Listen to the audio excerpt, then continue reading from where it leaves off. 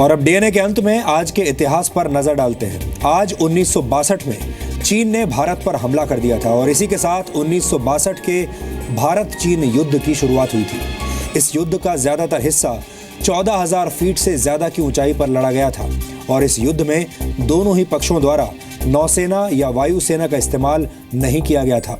इसमें भारत की तरफ से 10 से 12,000 सैनिक मैदान में थे, जबकि चीन की तरफ से 80,000 सैनिक लड़ रहे थे। चीन ने 20 नवंबर 1962 को युद्ध विराम और विवादित क्षेत्र से अपनी वापसी की घोषणा की, जिसके बाद यह युद्ध खत्म हुआ।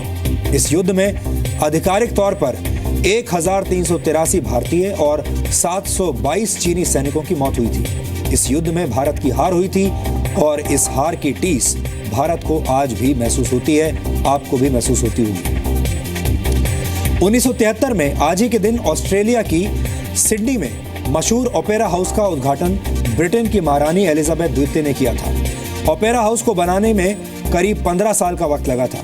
कमल के फूल जैसी विशेष संरचना के कारण ओपेरा हाउस अपने निर्माण के समय से ही ऑस्ट्रेलिया की पहचान बना हुआ है।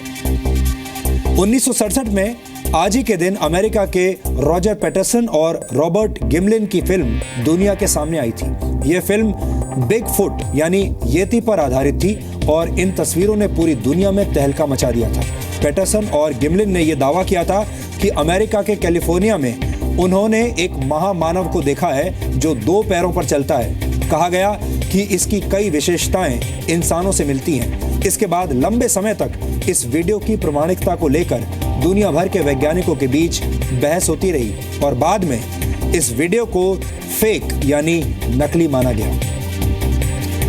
इसे आप शायद दुनिया का पहला डॉक्टर्ड वीडियो भी कह सकते हैं। 2011 में आज ही के दिन लीबिया के तानाशाह मुअम्मर गद्दाफी की हत्या कर दी गई थी। लीबिया पर 1969 से 2011 के बीच कुल 42 वर्षों तक राज करने वाले इस तानाशाह को विद्रोहियों ने मारा था।